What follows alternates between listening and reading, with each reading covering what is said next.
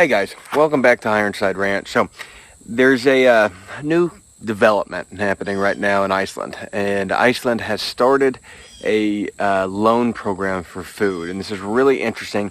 We're going to talk about this, but first we're going to talk a little bit about raised beds, how to get them filled.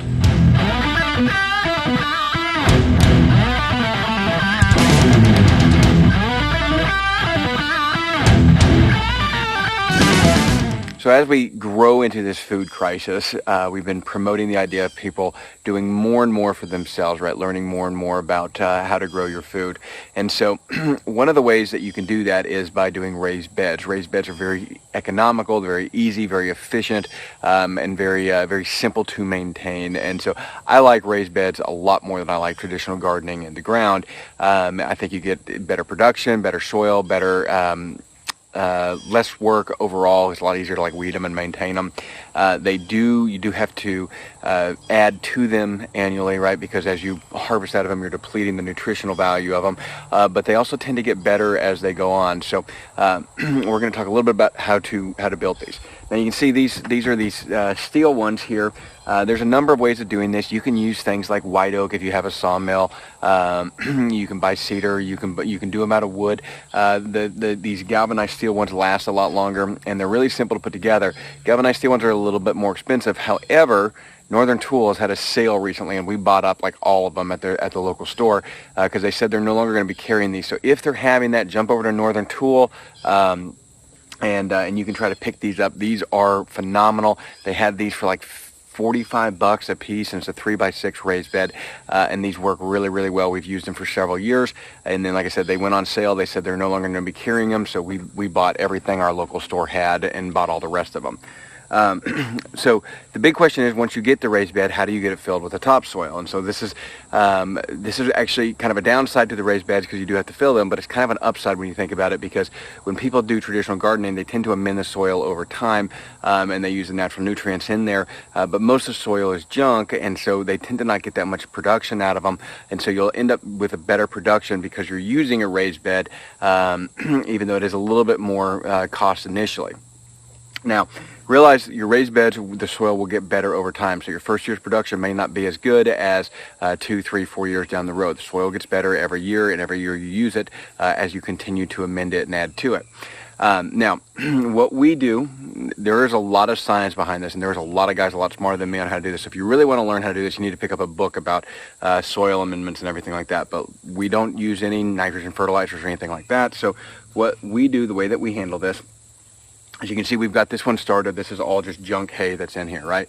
Now, what we're going to be doing, what we generally do with these, is we fill the bottom with logs. And so I'll go out and I'll cut logs because we're trying to clear land. And so you can find logs from a tree trimmer around if you don't have land. Cut logs and fill the bottom up with logs. What you're trying to do is you're trying to add a lot of carbon. You're also trying to give something for it to break down, some organic matter at the bottom that adds a lot of volume relatively inexpensively. You can just fill these with topsoil, but it's very expensive. And so we're trying to do this cheaply over time and continue to add to it. So the first year, we add a bunch of logs to it.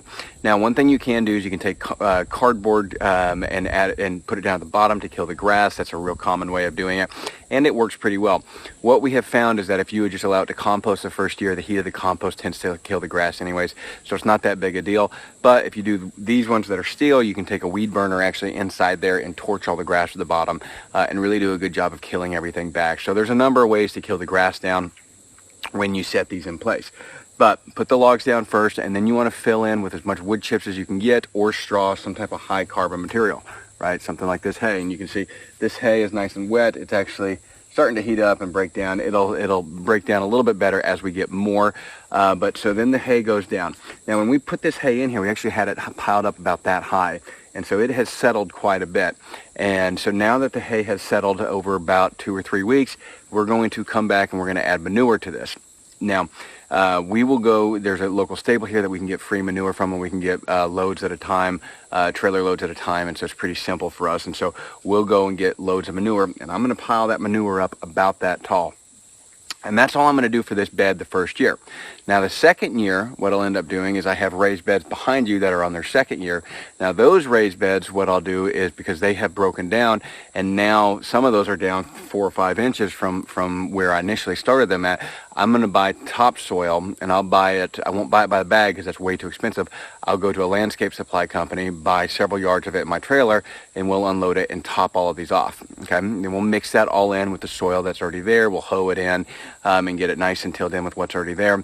And then every year after that, we'll continue to add organic matter, things like manure, if you have access to it. Hay works, but it doesn't have a lot of nitrogen in it, so you definitely want to continue to add things that have lots of nitrogen.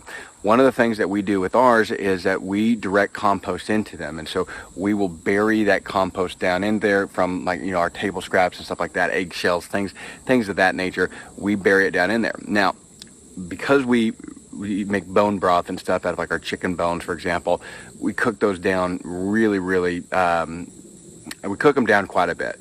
So we generally cook our bone broth for at least 24 hours, which means that those bones are pretty much decayed and brittle at that point in time. And so what we'll do is we'll actually bury the bones directly in here.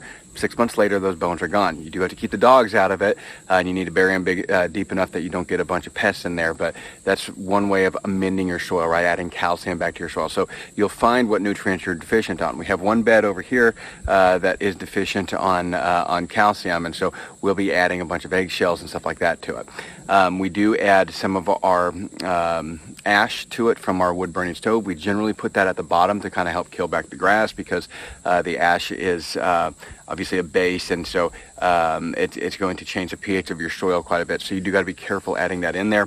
And they say not to add that in directly to composting piles, and so that's one thing that we do try to avoid. We just add it a little bit at a time to each bed. And luckily, a wood stove doesn't produce enough that we have I've got 8, 9 raised beds out here, and I've got 4 more coming in that I'm building. So out of all of those, it's pretty easy to spread it out throughout it. So you got to be careful to not add too much. So that's the kind of nuts and bolts of how we do our raised bed and get these things started for a relatively inexpensive price. Like I said, you can go buy topsoil and just add it in there, and then add whatever you want to it to make it run well. But this is a fairly efficient way.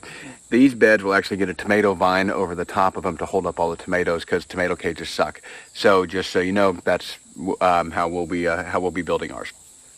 Now, onto this issue in Iceland. Okay, Iceland right now has developed a loan program for people to buy groceries. Their grocery bills have skyrocketed to the point that people are having trouble affording them. Interesting thing is that their inflation rate on groceries, I looked that up, and it's actually in this article, it's less than ours, a couple percentage points less than ours. So even though Iceland's less than ours, their government is recognizing that, hey, this is a problem. And they have a private lending company that, I don't remember what it's called, it's in the article, that has decided that they're going to offer interest-free loans on food. And so you can go and get basically $100. These are micro loans, so like $100 at a time. I believe 100 pounds. So what is that? $125, something like that. 100 pounds at a time.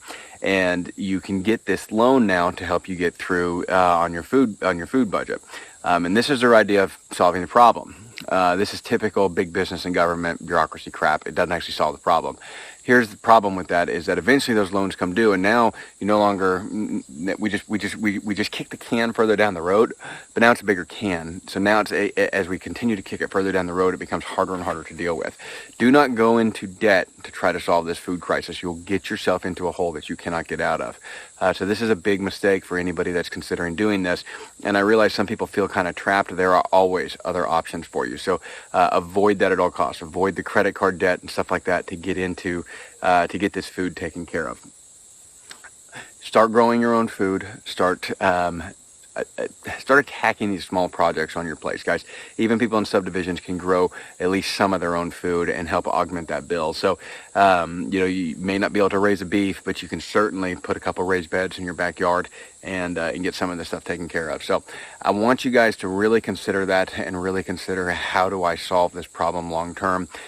A microloan is a short-term solution to a long-term problem that exacerbates the long-term problem, and that's not something that we want to get ourselves into. So avoid that like the plague, and make sure that you're not doing, again, credit card debt here in America is what's real popular to pay for this stuff to get by. Do not put your food on credit cards right now. Do not get into this credit card debt and fall into this trap as things continue to spiral out of control. This is just a way for a big business to make money. It's truthfully what it is. It's not a way for them to help you. They're not trying to help you. This is a way for a large business to try to make some extra money, and because they're still making their profit. I realize it's an interest-free loan. They're making their profit on the grocery sales, and that's what people don't understand. It's a partnership between the grocery company and the lending company. So it's not here to help you. It is not going to solve problems for you. It is going to exacerbate these issues. Thanks so much for watching, guys. I don't want this video to go on any longer. I know we talked a little bit more than I wanted to about raised beds, but this is just really good stuff for you guys to understand how to get these raised beds built and put together. Like I said, head over to Northern Tool. You can pick up these type of raised beds. There are a million options out there for raised beds. So it's a very, very easy, very efficient way to grow food. And make sure you guys are staying safe out there. Like and subscribe to the channel if you have not already done so. That really does help us out. And we'll see y'all tomorrow.